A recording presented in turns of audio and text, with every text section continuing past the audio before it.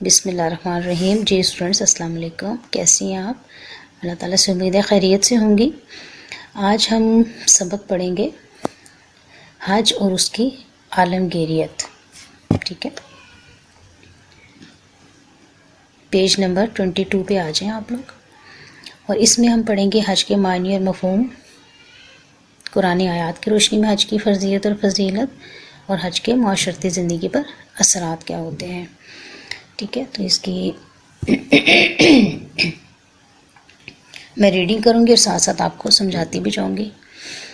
تو سب سے پہلی ہیڈنگ ہے ہماری معنی اور مفہوم۔ حج کے لغوی معنی ہے قصد کرنا یا ارادہ کرنا۔ اسلامی شریعت میں حج سے مراد مقررہ ایام میں بیت اللہ شریف بریکٹ میں دیکھیں مکہ مکرمہ میں زیارت کرنا اور اس کے مقررہ مناسک ادا کرنا ہے۔ حج اسلام کا 5واں رکن ہے۔ حج ایک جامع عبادت ہے۔ اللہ تعالیٰ کا اپنے بندوں پر یہ حق ہے کہ اس کے گھر کا طواف کیا جائے، لیکن اس سے اس اللہ تعالیٰ کی کوئی غرض وابستہ نہیں ہے۔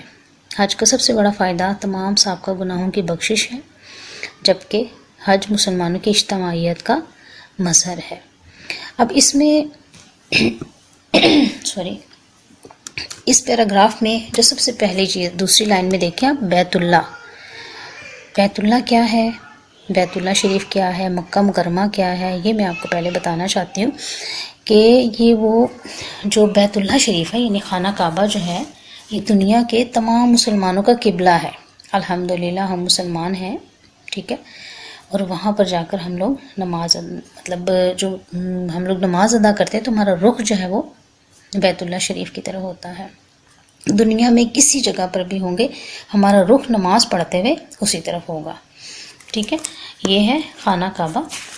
اور بیت اللہ شریف کے ارد گرد جو چیزیں ہیں وہ بھی میں آپ کو بتاؤں گی۔ سب سے پہلے خانہ کعبہ کی تاریخ کیا ہے، یعنی یہ کب بنایا گیا تھا یہ بھی ہمیں پتہ ہونا چاہیے۔ تو تعمیر کعبہ کے بارے میں کئی روایات ہیں۔ سب سے پہلے اسے فرشتوں نے تعمیر کیا، پھر دوسری مرتبہ حضرت آدم علیہ السلام نے اس کو تعمیر کیا تھا، اور تیسری مرتبہ حضرت ابراہیم علیہ السلام نے اپنے بیٹے حضرت اسماعیل کے ساتھ از نو اس کو تعمیر کیا، اور انہوں نے کس طرح سے پتھر لا لا کے وہ کیا، اس کو جو ہے وہ اس کی تعمیر کی۔ اور حضرت اسماعیل علیہ السلام جو ہے وہ پھر حضرت اسماعیل نے ایک پتھر مقام ابراہیم جس کو کہتے ہیں وہ لایا، اور اس کے اوپر حضرت جو ابراہیم علیہ السلام ہے چڑھ کے انہوں نے تعمیر کیا، اور وہ اللہ تعالیٰ نے اتنا نرم کر دیا اس پتھر کو کہ اس کے اوپر نشان جو ہے موجود ہیں، جس کو مقام ابراہیم کہا جاتا ہے، ٹھیک؟ اب اس کے علاوہ اس میں آپ نے دیکھا ہوگا حجر اسود بھی ہے۔ حجر اسود جو ہے، حجر کہتے ہیں عربی زبان میں پتھر کو، اسود کہتے ہیں کالے کو، یعنی کہ وہ کالا پتھر جس کو غلاف کر کے جو ہے وہ وہاں پر رکھ دیا گیا ہے۔ یعنی خانہ کعبہ کے گرد طواف جو ہے وہ حجر اسود سے شروع ہوتا ہے۔ یہ نشانی رکھی ہوئی ہے کہ جب بھی آپ جاتے ہیں، اللہ تعالیٰ ہم سب کو لے کر جائے عمرے کے لیے یا حج کے لیے، تو خانہ کعبہ کا جو طواف ہے وہ حجر اسود سے شروع کیا جاتا ہے، اور اسی پر ایک چکر جو ہے وہ ہمارا مکمل ہوتا ہے۔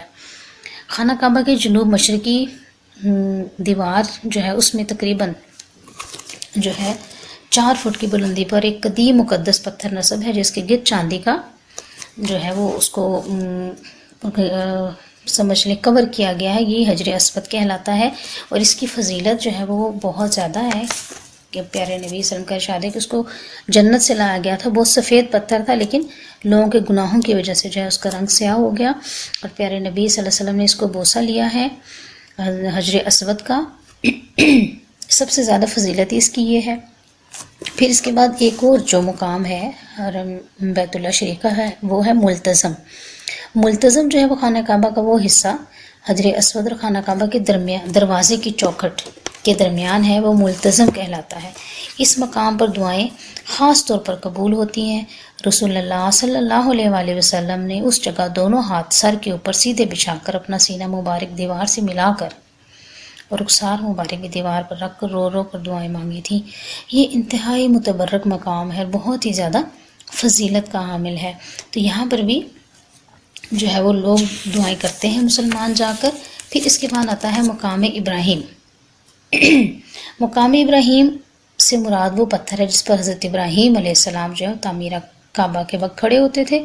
چونکہ ان کا یہ کام اللہ تعالیٰ کو انتہائی پسند آیا، تو اس نے اپنی رحمت سے مقام ابراہیم کے پتھر کو نرم فرما دیا اور ان کے پاؤں کے نشانات پتھر پر قائم کر دیے تاکہ یہ ان کی مومن نسل اور دوسروں کے لیے یادگار بنے رہیں۔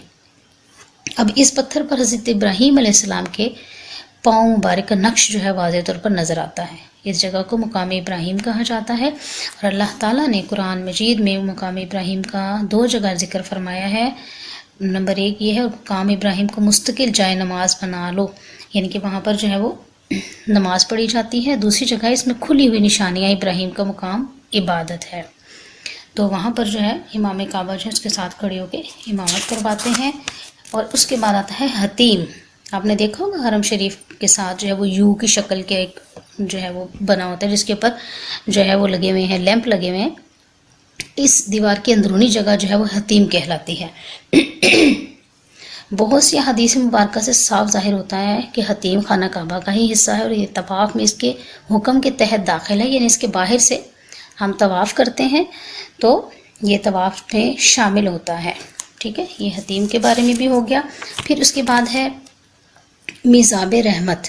حتیم کے اوپر جو ہے خانہ کعبہ کا پرنالہ جو آپ کو نظر آتا ہوگا اس کو میزاب رحمت کہلاتا ہے۔ یہ اس کے نیچے دعائیں جو ہے وہ قبول ہوتی ہیں، اور یہ تمام جو جگہیں ہیں جو بیت اللہ شریف کے ارد گرد وہ میں نے آپ کو بتائی ہیں۔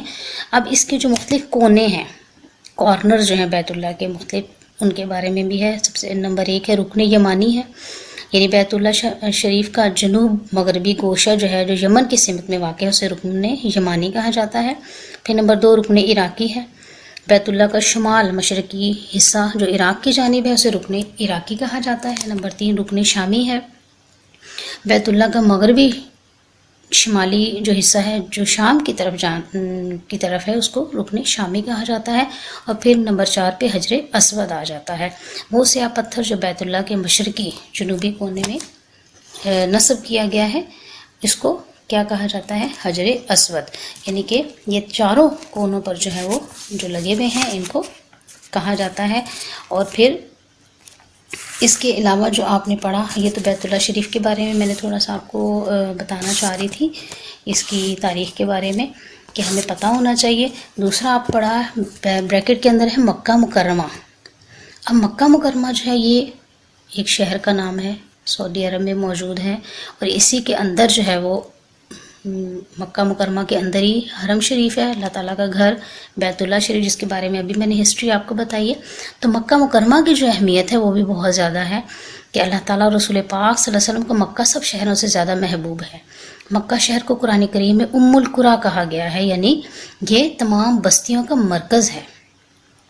ٹھیک ہے، تو یہ مسلمانوں کا قبلہ اور حج کا مرکز بھی ہے۔ پہلے دن سے ہی اللہ تعالیٰ نے اس کی شان و شوکت اور تعظیم کے پیش نظر اس کو حرم قرار دیا تھا۔ حرم کا مطلب کیا تھا؟ بہت ہی مقدس، بہت ہی عزت والا گھر۔ اس میں اللہ تعالیٰ کا پہلا گھر کعبہ اس کے جاہ و جلال اور فضل و کرم کا مرکز ہے، جو زمین پر اللہ تعالیٰ کی عبادت کے لیے بنایا جانے والا سب سے پہلا گھر ہے۔ سب سے پہلے جو ہے اس گھر کا طواف کرتے تھے فرشتے۔ ٹھیک ہے، پھر جب انسانوں کو اللہ تعالیٰ نے اس دنیا میں بھیجا تو انہوں نے کہا کہ ہمارے لیے بھی ایک گھر جو ہے وہ ہونا چاہیے 7ویں آسمان سے اوپر۔ فرشتوں کا بھی جو ہے وہ بنایا گیا ہے، بیت المعمور اس کو کہا جاتا ہے، اور فرشتے جو ہیں وہ اس کا طواف کرتے ہیں روزانہ 70,000 فرشتے۔ اور اس گھر کی بھی فضیلت اتنی زیادہ ہے کہ اس کے بعد قیامت تک جو ہے وہ ان فرشتوں کی باری نہیں آتی۔ تو یعنی ان کو اتنا اچھا یہ لگتا تھا اس کا طواف کرنا نا، کیونکہ پیارے نبی صلی اللہ علیہ وآلہ وسلم کا ارشاد ہے کہ روزانہ جو ہے وہ حرم شریف کے اوپر 120 رحمتیں نازل ہوتی ہیں۔ ٹھیک ہے، اس میں سب سے زیادہ جو رحمتیں ہیں یعنی 60 رحمتیں جو ہیں وہ طواف کرنے والوں کے لیے، اللہ تعالیٰ کو وہاں کا طواف بہت پسند ہے، نماز سے بھی زیادہ۔ صرف نماز کے ٹائم 40 جو ہیں وہ نماز پڑھنے والوں کے لیے ہیں، اور 20 جو ہیں وہ جو بیٹھ کر اس کی زیارت کرتے ہیں، یعنی 120 ٹوٹل رحمتیں نازل ہوتی ہیں۔ لیکن سب سے زیادہ جو اللہ تعالیٰ کو پسند ہے وہاں پر جو کام کیا جاتا ہے وہ ہے طواف۔ اور پھر جو مکہ مکرمہ ہے یہ بیت اللہ شریف ہے، یہاں کا ثواب جو ہے، مطلب جو بھی ہم وہاں پر کام کریں گے اس کا بہت زیادہ بڑھ جاتا ہے. یہاں کی ایک نماز جو ہے وہ 1,00,000 نماز کا درجہ رکھتی ہے. یعنی گھر میں اگر ہم یہاں پر ایک نماز پڑھیں تو ہمیں ایک ہی ثواب ملتا ہے، لیکن وہاں پر جب ہم ایک نماز پڑھیں گے تو 1,00,000 نماز کا ثواب ہمیں ملے گا. تو پیارے نبی صلی اللہ علیہ وسلم کا ارشاد ہے کہ میری اس مسجد یعنی مسجد نبوی میں ایک نماز جو ہے وہ دیگر مسجدوں میں 1,000 نماز سے بہتر ہے. البتہ مسجد حرام کی ایک نماز 1,00,000 نمازوں سے بڑھ کر ہے. یعنی وہاں پر 1,00,000 نمازوں کا ثواب ملتا ہے. آپ دیکھیں کتنا زیادہ ثواب ہے. تو اللہ تعالی ہم سب کو وہاں پر ضرور لے کر جائے. الحمدللہ ہم مسلمان ہیں. سب سے بڑی یہ چیز کہ ہمیں اسی پر شکر ادا کرنا چاہیے. تو یہ بیت اللہ شریف اور مکہ مکرمہ کے بارے میں تھوڑی سی ایسی باتیں تھیں جو کہ آپ کو پتہ ہونے چاہیے. پھر اس کے بعد آپ نے پڑھا کہ حج جو ہے یہ تیسری لائن میں آ جائے. حج اسلام کا 5واں رکن ہے. آپ کو پتہ ہے 5 ارکان ہیں اسلام کے، تو اس میں سے 5واں رکن جو ہے وہ حج ہے. پہلا کیا ہے؟ توحید ہے. دوسرا کیا ہے؟ نماز ہے. تیسرا ہے روزہ. نمبر 4 پر ہے زکوٰۃ اور نمبر 5 پر ہے حج. اور حج ایک جامع عبادت ہے. یعنی اس میں تمام دنیا سے لوگ جو ہیں وہ مسلمان جو ہیں وہاں پر آتے ہیں اور وہ حج کرتے ہیں، عبادت کرتے ہیں. اور اللہ تعالیٰ کا اپنے بندوں پر یہ حق ہے کہ اس کے گھر کا طواف کیا جائے. یعنی میں نے کوئی بتایا نا کہ اللہ تعالیٰ کو طواف بہت پسند ہے. طواف صرف فرض نماز کے وقت رکتا ہے، ورنہ جیسے ہی سلام پھیرتے ہیں نا تو وہ طواف پھر دوبارہ سے شروع ہو جاتا ہے. لیکن اس سے اللہ تعالیٰ کی کوئی غرض وابستہ نہیں ہے. یعنی کہ اگر ہم یہ کام کریں تو ہمیں فائدہ ہوگا، کیونکہ اللہ تعالیٰ کے پاس تو فرشتے موجود ہیں، ٹھیک ہے، جو اللہ تعالیٰ کے ہر وقت جو ہے وہ عبادت کر رہے ہیں. تو اس لیے ہم جو بھی کام کر رہے ہیں اس کا ہمیں ہی ثواب ملے گا. ہم نے اپنے لیے کرنا ہے. حج کا سب سے بڑا فائدہ کیا ہوتا ہے؟ تمام سابقہ گناہوں کی بخشش ہے. یعنی کہ ہمارے پیارے نبی صلی اللہ علیہ وآلہ وسلم کا ارشاد ہے کہ جو بھی مسلمان حج کرنے کے لیے جاتا ہے یا عمرہ کرنے کے لیے جاتا ہے اور وہاں پر جا کر کوئی ایسا برا کام نہیں کرتا، یعنی کہ اس کے ہاتھ اور اس کے زبان سے دوسرے مسلمان محفوظ رہتے ہیں، تو اس کو ایسے واپس لوٹتا ہے. یعنی کہ اس کے تمام سابقہ گناہ معاف کر دیے جاتے ہیں. پھر وہ ایسے واپس لوٹتا ہے جیسے آج ہی پیدا ہوا ہے. یہ کتنی بڑی بات ہے. جبکہ حج، پھر اگلا دیکھیں جملہ، جبکہ حج مسلمانوں کی اجتماعیت کا مظہر ہے. ٹھیک ہے، یعنی وہاں پر تمام مسلمان جمع ہوتے ہیں، چاہے کسی بھی رنگ نسل کے ہیں، وہاں پر مسلمان جمع ہوں گے. ڈسپلن وہاں پر دیکھیں کتنا ہوتا ہے، نماز کے دوران بھی ویسے بھی. تو یہ جو ہے وہ حج کے بارے میں وہ جگہ کتنی معتبر ہے یہ آپ دیکھیں. اگلی ہیڈنگ ہے ہماری حج کی فرضیت. حج اسلام کا ایک اہم رکن ہے اور اس کا اور دیگر ارکان اسلام کا انکار کرنے والا مرتد کہلائے گا. مرتد کا مطلب کیا ہوتا ہے؟ مرتد اس شخص کو کہتے ہیں جو اسلام لانے کے بعد دوبارہ کفر کی طرف لوٹ جائے.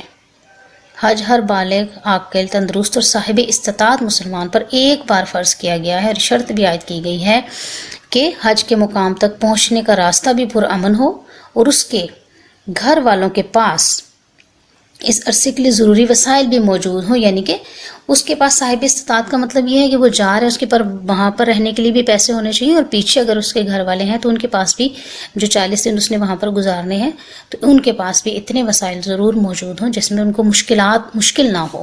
ٹھیک ہے، صاحب استطاعت کا مطلب یہ ہے. اب اگلے صفحے پر آ جائیں گے، صفحہ نمبر 23 پر. اللہ تعالیٰ قرآن مجید میں ارشاد فرماتا ہے. اب اس کا ترجمہ پڑھ لیں گے. اور اللہ تعالیٰ کا لوگوں پر حق ہے کہ اس کے گھر کا حج کیا جائے، جو شخص اس کی استطاعت رکھتا ہو، اور جو نہ مانے تو پھر اللہ تعالیٰ بھی اہل عالم سے بے نیاز ہے. یعنی کہ اللہ تعالیٰ کو اگر کوئی انکار کرتا ہے تو اللہ کو تو ہماری عبادت کی ضرورت نہیں ہے. اللہ تعالیٰ کے پاس تو فرشتے ہی کافی ہیں. ٹھیک ہے، پھر اگلی ہیڈنگ ہے حج کی فضیلت اور اہمیت. حج کی فضیلت اور اہمیت. حج ہجرت کے 9ویں سال میں فرض ہوا. رسول اکرم صلی اللہ علیہ وآلہ وسلم نے اس سال خود حج نہیں فرمایا، اور حضرت صدیق اکبر رضی اللہ تعالیٰ عنہ کی سربراہی میں لوگوں کو حج کی ادائیگی کے لیے روانہ کیا. آپ صلی اللہ علیہ وآلہ وسلم نے اپنی حیات طیبہ میں یعنی اپنی زندگی میں صرف ایک حج ادا فرمایا، وہ بھی سن 10 ہجری میں. نبی اکرم صلی اللہ علیہ وسلم نے یہ فرمایا، جو کوئی اللہ تعالیٰ کے لیے حج کرتا ہے اور وہ دوران حج فسق و فجور سے یعنی کہ گناہوں سے پاک رہے، وہ گناہوں سے اس طرح پاک ہو کر واپس آتا ہے جیسے اس کی ماں نے اسے آج ہی جنم دیا ہو. پھر اگلی لائن دیکھیں، اللہ تعالیٰ چاہتا ہے کہ اپنے بندوں کو دنیا ہی میں پاک کر دے، لیکن جو اس سے فائدہ نہ اٹھائے وہ بدبخت ہی ہوگا، یعنی وہ بدقسمت ہوگا جو فائدہ نہ اٹھائے اس چیز سے۔ پھر آخری اگلا پیراگراف دیکھیں، حضرت محمد صلی اللہ علیہ وآلہ وسلم نے فرمایا کہ جس صاحب استطاعت شخص کو نہ کوئی ظاہری ضرورت حج سے روک رہی ہو اور نہ کوئی بادشاہ اس کی راہ میں حائل ہو، نہ کوئی روکنے والی بیماری میں وہ مبتلا ہو، اور پھر بھی وہ حج کیے بغیر مر گیا، تو ایک مسلمان کی نہیں، کسی نصرانی یعنی عیسائی یا یہودی کی موت مرا۔ یہ دیکھیں کتنی بڑی بات ہے، اگر کوئی بھی مسلمان مطلب اس کو کوئی ظاہری ضرورت بھی ایسی نہیں ہے، کوئی ظالم بادشاہ بھی اس کو نہیں روک رہا، اور کوئی بیماری بھی اس میں نہیں ہے، مطلب مبتلا نہیں ہے، پھر بھی وہ حج کیے بغیر اگر مر جاتا ہے تو ایک مسلمان کی نہیں بلکہ کسی عیسائی یا یہودی کی موت مرا۔ تو یہ تمام دیکھیں آیت میں بھی اور حدیث کے حوالے سے بھی بتایا گیا ہے کہ حج کا جو فریضہ ہے وہ کتنی اہمیت رکھتا ہے۔ پھر اسٹوڈنٹس جو ہم لوگ حج کر کے جو بھی آتا ہے اپنے ساتھ جو ہے وہ 2 چیزیں تو ضرور لے کر آتا ہے۔ آپ کو پتہ ہے مدینے کی کھجوریں ہوتی ہیں اور مکہ سے زمزم کا پانی ہوتا ہے۔ پہلے حرم شریف کے صحن میں ہی زمزم کا کنواں تھا، لیکن اب اس کو بند کر دیا گیا ہے، اور اس کی جگہ جو ہے وہاں پر کولر لگا دیے گئے ہیں، اس میں ٹھنڈا پانی بھی ہوتا ہے، گرم پانی بھی ہوتا ہے۔ تو یہ 2 متبرک چیزیں جو ہیں، جو بھی مسلمان جاتے ہیں وہ لازمی وہاں سے لے کر آتے ہیں ہمارے لیے۔ ان دونوں چیزوں کا احترام جو ہے وہ بہت ضروری ہے، اور زمزم کا جو پانی ہے وہ ہمارے لیے شفا ہے، اس میں اللہ تعالیٰ نے شفا رکھی ہے۔ اور کھجوریں تو آپ کو پتہ ہے مدینہ شریف کی جو ہے اللہ تعالیٰ ہم سب کو جو ہے وہ لے کر جائے، اور ہم لوگ جو ہیں وہ اس حج کی یا عمرے کی سعادت سے اللہ تعالیٰ ہم سب کو اس کی سعادت بخشے کہ ہم لوگ حرم شریف میں بھی جائیں، اور اس کے بعد جو ہے وہ مدینہ منورہ بھی ضرور جائیں۔ ایک دوسرے کو دعا میں یاد رکھیے گا۔ جی اسٹوڈنٹس اب اگلے صفحے پہ آ جائیں، صفحہ نمبر 24 پہ، اس پہ ہے مناسک حج۔ اس کی بھی میں ریڈنگ کروں گی، ساتھ ساتھ بتاؤں گی آپ کو۔ لفظ مناسک منسک کی جمع ہے، جس کے معنی ہے قربانی کا وقت یا قربانی کی جگہ۔ 8 ذی الحج سے لے کر 13 ذی الحج کے دوران جو ہر سال مناسک حج مقررہ مقامات پر ادا کیے جاتے ہیں، 8 سے 13 ذی الحج کے دوران، اس میں بھی تکبیر تشریق پڑھی جاتی ہے۔ تکبیر کس کو کہتے ہیں؟ تکبیر تشریق جو ہے وہ ویسے بھی پیارے نبی صلی اللہ علیہ وسلم کا ارشاد ہے کہ پہلے جو ذی الحج کے 10 دن ہوتے ہیں اس میں ہر نماز کے ساتھ آپ کو 3 بار پڑھنا چاہیے، اس کا بہت ثواب ہے۔ تکبیر تشریق ہے اللہ اکبر لا الہ الا اللہ واللہ اکبر اللہ اکبر وللہ الحمد۔ تو ابھی بیٹا یہ آ رہی ہے عید، تو کوشش کیجیے گا جیسے ہی ذی الحج کا چاند نظر آ جائے تو آپ لوگ 10 دن ہر نماز کے ساتھ 3 بار پڑھ لیں، سنت بھی ادا ہو جائے گی اور جو ہے وہ ہمیں ثواب بھی ملے گا۔ اصل میں تکبیر تشریق یہ ہے، جب حضرت ابراہیم علیہ السلام نے حضرت اسماعیل علیہ السلام کو قربانی کے لیے لے کر گئے تھے تو انہوں نے یہ تکبیرات پڑھی تھی، حضرت ابراہیم نے بھی، پھر اس کے بعد جو ہے فرشتوں نے بھی، اور حضرت اسماعیل نے، تو ان کو تمام کو ملا کر ان کو تکبیر تشریق بنا دیا گیا، جو کہ پڑھنا جو ہے وہ سنت ہے۔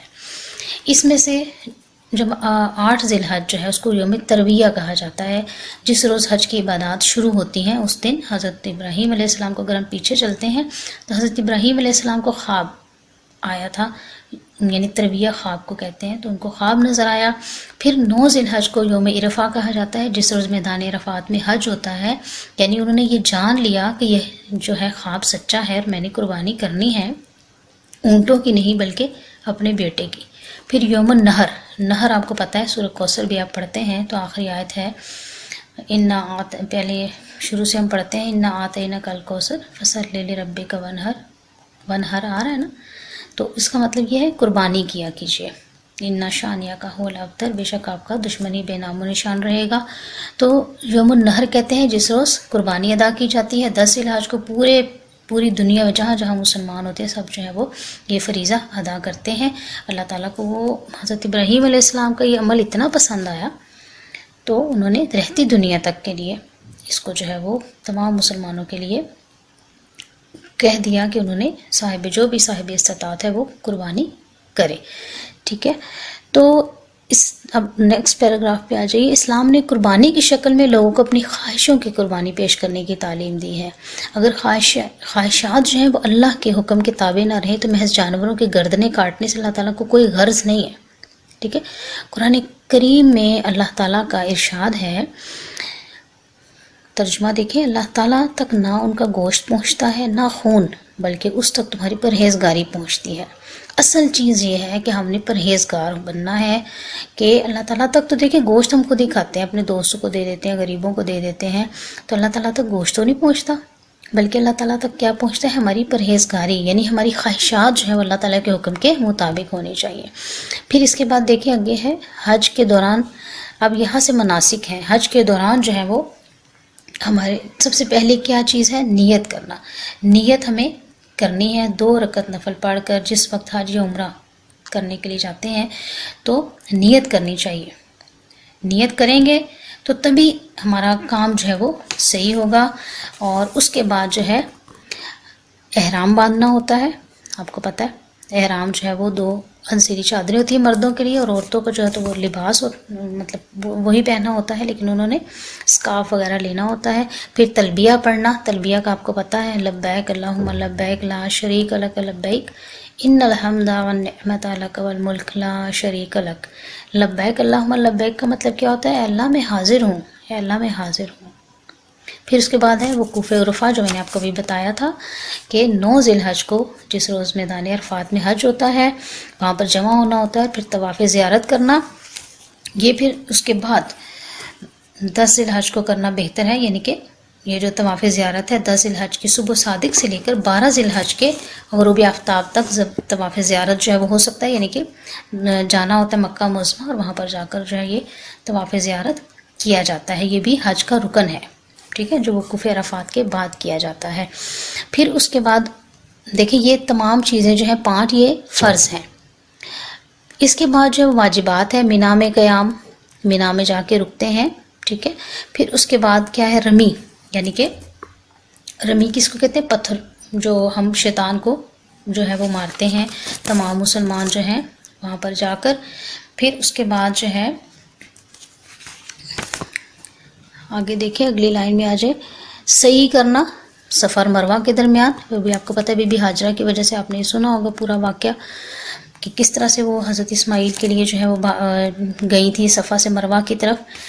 تو وہ جو ہے سعی کرنا اس کو بھی اللہ تعالیٰ نے حج کا ایک رکن بنا دیا. پھر اس کے بعد بال منڈوانا یا ترشوانا. پھر اس کے بعد ہے قربانی کرنا.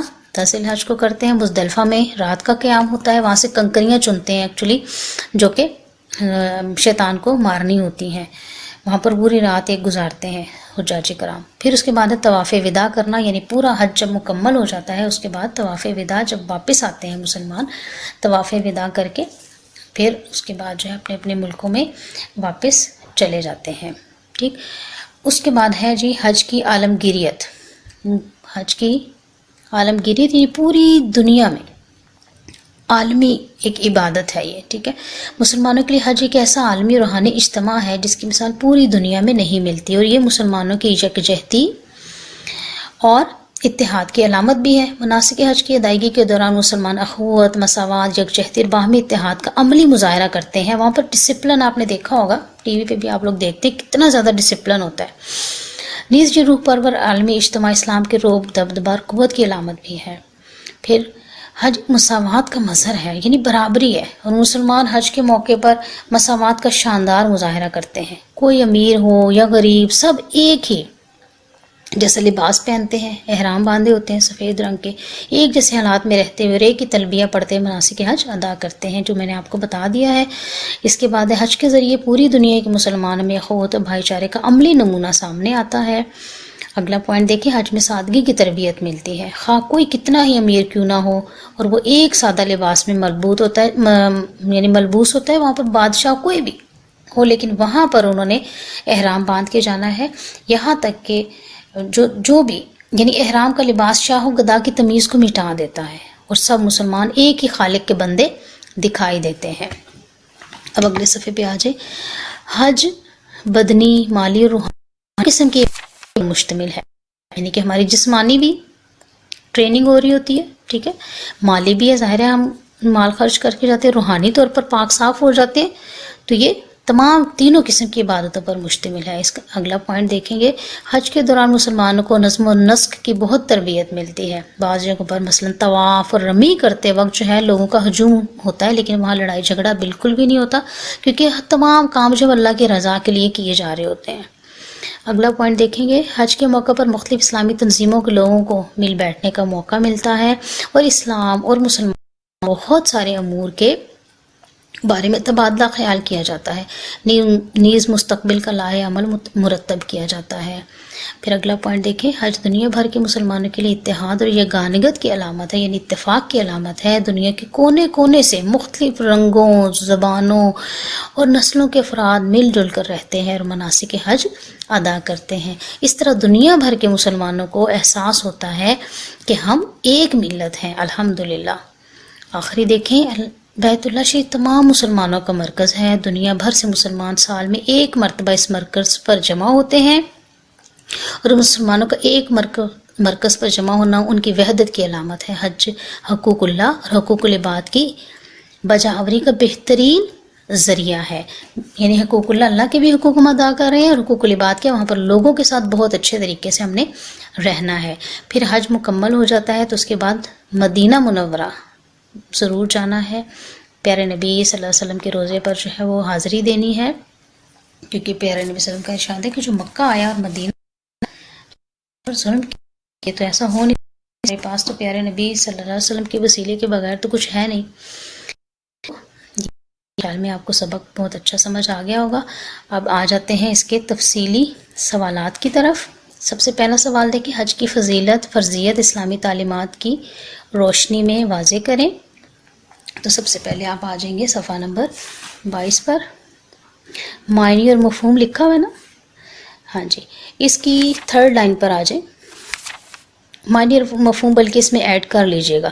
حج کے لغوی معنی قصد کرنا یا ارادہ کرنا ہے، یہاں سے لے کر، ٹھیک ہے.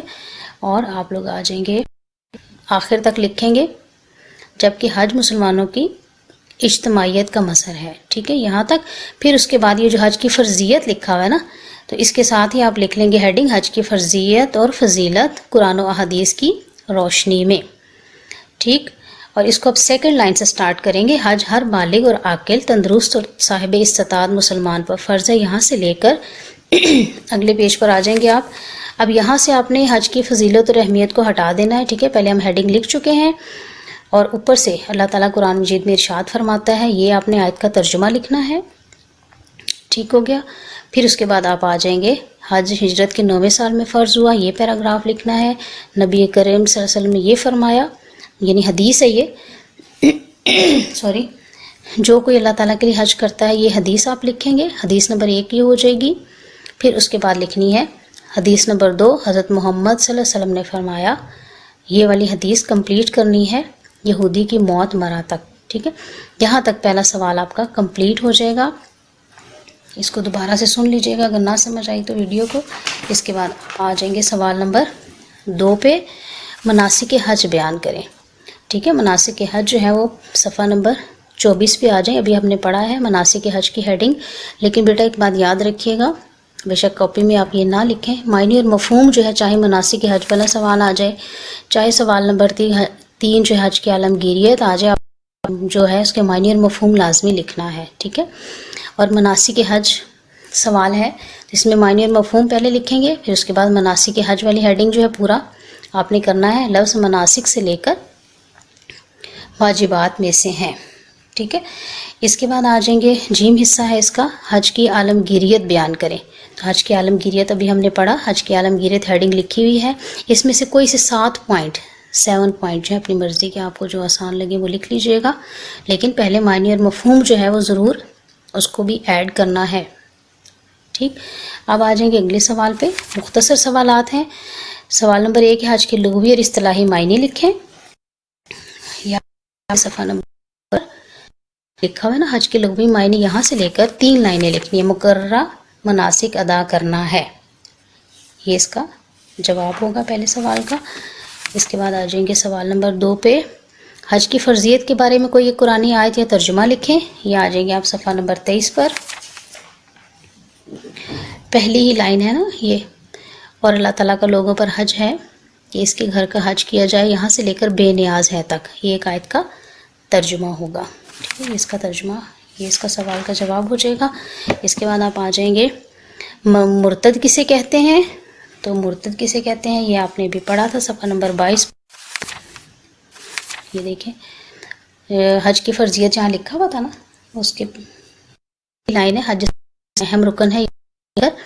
دوسری لائن میں آ جائیں دوبارہ کفر کی طرف لوٹ جائے، یہ اس کا جواب ہوگا. اس کے بعد آئیں گے آپ لوگ